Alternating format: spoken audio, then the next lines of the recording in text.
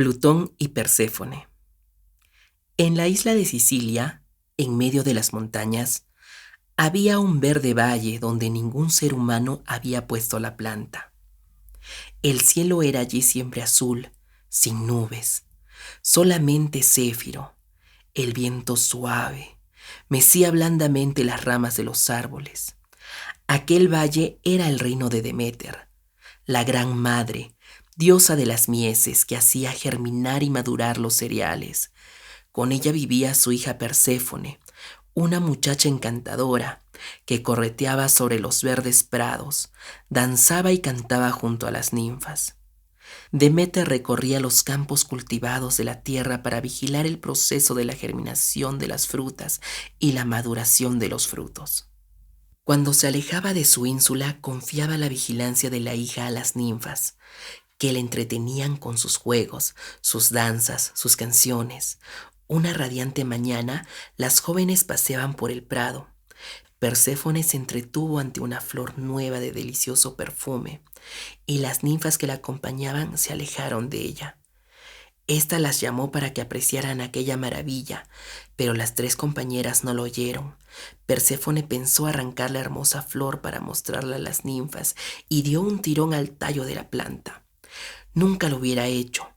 En el lugar que arraigaba la plantita se abrió un boquete que en un instante aumentó de tamaño. La joven se quedó inmóvil, mirando aquella boca oscura de la tierra. Del interior provenía un extraño rumor de rodar de carros y galope de caballos. Y en efecto, del enorme agujero salió un carro de oro tirado por 4 soberbios corceles. Empuñaba las riendas un hombre de aspecto majestuoso, que la contemplaba con mirada sombría, en un pálido rostro que enmarcaba una abundante barba negra. Ante la súbita aparición, Perséfone intentó huir, pero de pronto fue alcanzada y el hombre la tomó en sus brazos. El carro retornó a las profundidades de la tierra sin que nadie advirtiera el rapto de la hija de Deméter. Único testigo de la rápida escena fue el sol. Cuando la diosa de las mieses volvió a su valle, preguntó por su hija a las ninfas, y éstas le dijeron que nada sabían. Nos apartamos de ella un breve instante y desapareció, como por encanto. Repitieron una y otra vez a cada pregunta de la angustiada madre. Después de recorrer el extenso valle llamando a Perséfone, Deméter volvía con la pesadumbre reflejada en el rostro, cuando descubrió la boca de la entrada del oscuro conducto subterráneo. Por las huellas del carro comprendió que Plutón había andado por su pradera. No había duda. Aquel oscuro báratro conducía al reino de los muertos. Pero, ¿cómo creer que Plutón pudiera haber raptado a la hija de la diosa de las mieses? Deméter se envolvió en un manto de color de la noche y siguió buscando a su hija amada. Sus gritos llenaban los aires y los valles y quebradas. Subían a la cima de los montes y se propagaban hasta los más lejanos confines. Nadie respondía a su llamada. La desconsolada madre encontró a Artemisa, y ésta le dijo que había oído el grito desesperado de Perséfone. Alguien debe haberla raptado. Yo no he visto nada. Tú sabes que yo salgo de noche. El sol quizás puede haber visto la escena. Deméter esperó la salida del sol y suplicó: Ten piedad de una madre, oh sol. Dime quién ha raptado a mi hija. Perséfone se halla en el Hades. Plutón la ha hecho su consorte. Nunca lo hubiera creído. Seguramente Zeus consintió el rapto. Permitió al más triste de los dioses gozar de la compañía de la más joven y alegre doncella. No puedes oponerte a los designios del rey del Olimpo, pobre hija mía, condenada a vivir en el reino de las tinieblas. No creo que ella se sienta desgraciada del todo en el Hades. Estas palabras no consolaron a Deméter, que fue a esconder su pesadumbre en la lejana Ática. Una vez que llegó a Eleusis, asumió el aspecto de una anciana. Pasaba el tiempo cerca de una fuente, al pie de un olivo, envuelta en su manto negro como la noche. Entretanto, Perséfone había llegado al reino de las sombras, conducida por Plutón. Allí no se veían celajes azules, todo estaba envuelto en una densa niebla gris. No se veían árboles de verde follaje, sino negros cipreses y sauces llorones que se inclinaban sobre las oscuras aguas de un río lento. Sobre prados de pálida hierba erraban sombras vagas e indistintas. La joven había recordado haber oído hablar del Hades. Sabía que Plutón era hermano de Zeus, era un dios triste, con quien nadie quería unir su suerte. Era temido por los hombres porque imperaba el reino de la muerte, pero era venerado porque era el señor de todas las riquezas del interior de la tierra. Perséfone, sentada sobre el carro de oro junto a su raptor, tuvo un sobresalto a ver que un gigante abría un portón de bronce que daba a una inmensa caverna. Ese Aco, Explicó Plutón señalando al gigante. uno de los tres jueces junto con Minos y Darramanto juzga las almas. Eaco se ocupa de las que provienen de Occidente, Radamanto de las que provienen de Oriente, Minos se pronuncia sobre los casos dudosos, los tres habitan en los campos elíseos. Perséfone estaba a punto de formular una pregunta cuando experimentó otro sobresalto. Detrás de la puerta de bronce había aparecido un enorme perro que ladraba furiosamente con las bocas de sus tres cabezas. No temas, Dijo Plutón. es mi fiel perro Cerbero, que festeja nuestra llegada. Acoge festivamente a los que bien quiere, solo ataca a los que intentan salir del Hades. Un poco más adelante, el carro se detuvo a orillas de un río de aguas negras, sobre las cuales flotaba una barca. El barquero, que empuñaba un largo remo, era un viejo de barba blanca. Ese es Caronte. Explicó Plutón. Transporta a la orilla a las almas que Hermes conduce hasta aquí. Al oír esto, Perséfone sintió nacer una esperanza dentro de su pecho. Si el dios Hermes entraba y salía del Hades para conducir a las almas de los muertos, eso significaba que no era imposible volver a la superficie de la tierra. Plutón advirtió que había desaparecido la sombra de pesadumbre del rostro de la joven y siguió explicando. No todo aquí es tenebroso y terrible. Las almas de los malvados son arrojadas a una oscura vorágine como castigo de sus delitos. Las de los que no han hecho ni bien ni mal erran eternamente sobre los campos de asfódelos, que son lirios pálidos, como las vidas sin color. Pero las almas de los que honraron a los dioses gozan de las delicias de los campos elíseos. Perséfone oía todo aquello como en sueños y de pronto se echó a llorar desesperadamente. ¿Qué pensamiento cruzó ahora por tu mente? Preguntó Plutón. Mi madre. No veré más a mi madre, exclamó la joven sin dejar de llorar. Deméter también pensaba en su hija en ese momento. Sentada junto a la fuente, cerca de Eleusis, reflexionaba sobre el triste destino de la niña. En eso vio que se acercaban 4 doncellas con cántaros. Una vez que los llenaron de agua, preguntaron a Deméter, que como hemos dicho, había tomado las formas de una anciana envuelta en un negro manto. ¿Quién eres? ¿Necesitas algo? ¿Podemos hacer algo por ti? La diosa respondió con voz doliente. Soy una pobre anciana sin nadie en el mundo.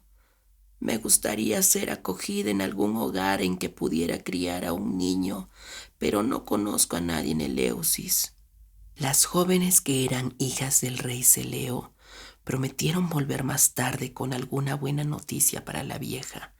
Y en efecto, cuando llegaron al palacio, contaron a la madre lo que habían oído decir de los labios de la diosa disfrazada. Podría hacerse cargo de nuestro hermanito, ¿verdad? El pequeño Demofonte necesita los cuidados de una mujer experimentada. ¿Podemos traer a esa anciana al palacio? Ante el pedido insistente de las hijas, Metanira accedió. Id a buscarla.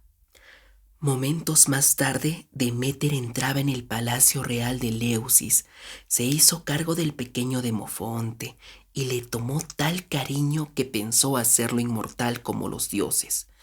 Para ello lo nutrió con néctar y ambrosía, alimento de las divinidades del Olimpo, y todas las noches lo exponía a las llamas del hogar para que en el cuerpecito se disolviesen todas las imperfecciones y debilidades de los efímeros seres mortales. Metanira estaba preocupada. Su hijito no comía y sin embargo se criaba robusto y fuerte. Nunca lloraba. De su cuna solo provenían extraños rumores. Una noche, la madre se acercó al cuarto del niño y vio con asombro que la vieja nodriza lo sostenía sobre las llamas del hogar.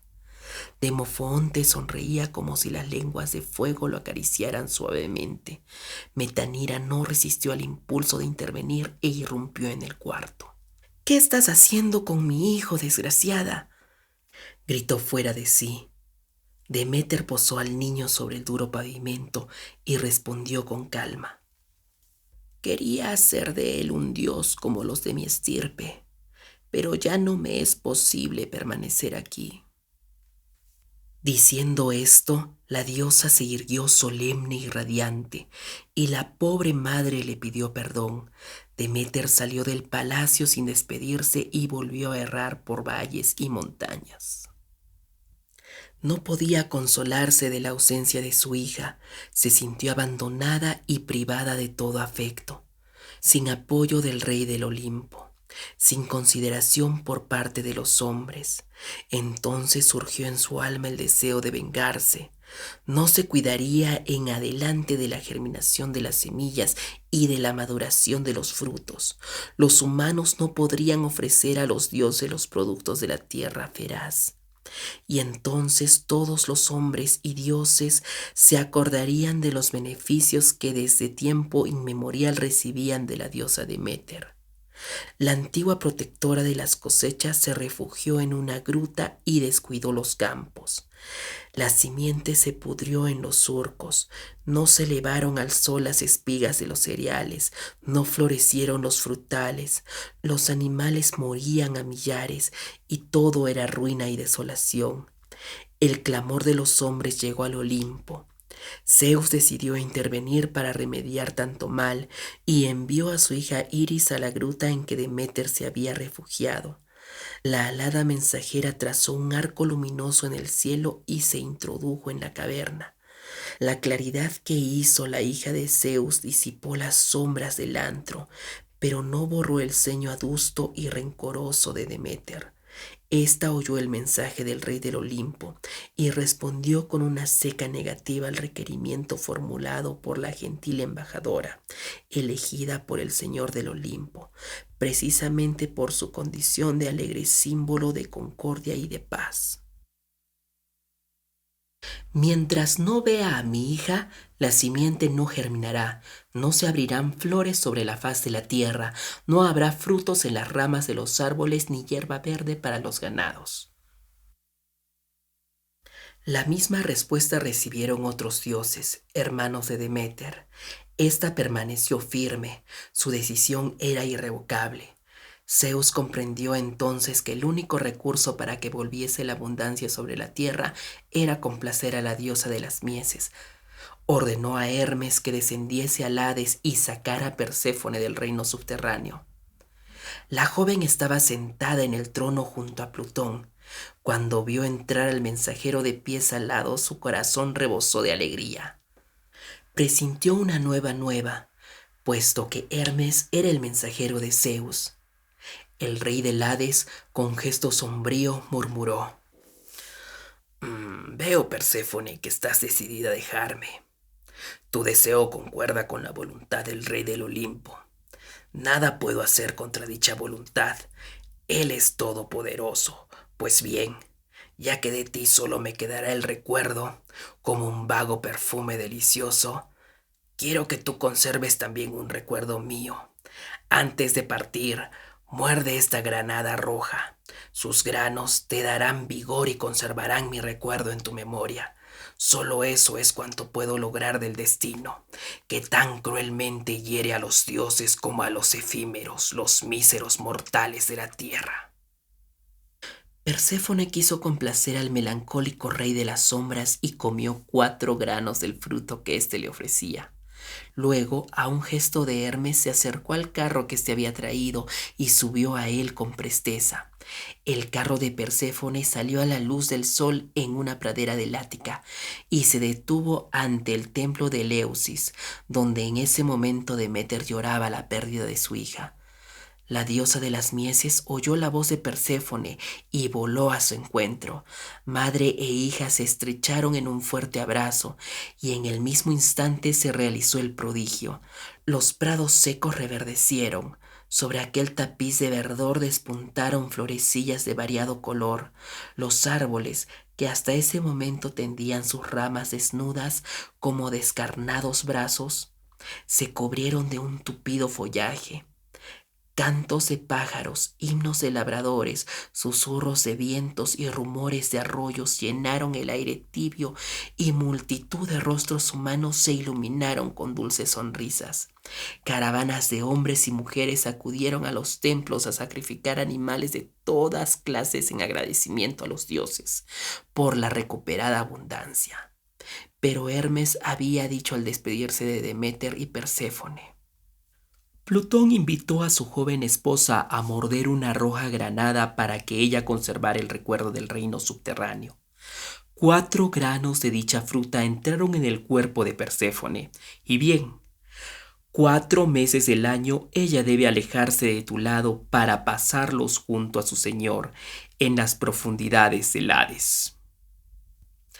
Deméter se entristeció al oír tal sentencia, pero, considerando que durante 8 meses de cada año su amada hija permanecería con ella, aceptó lo dispuesto por Zeus.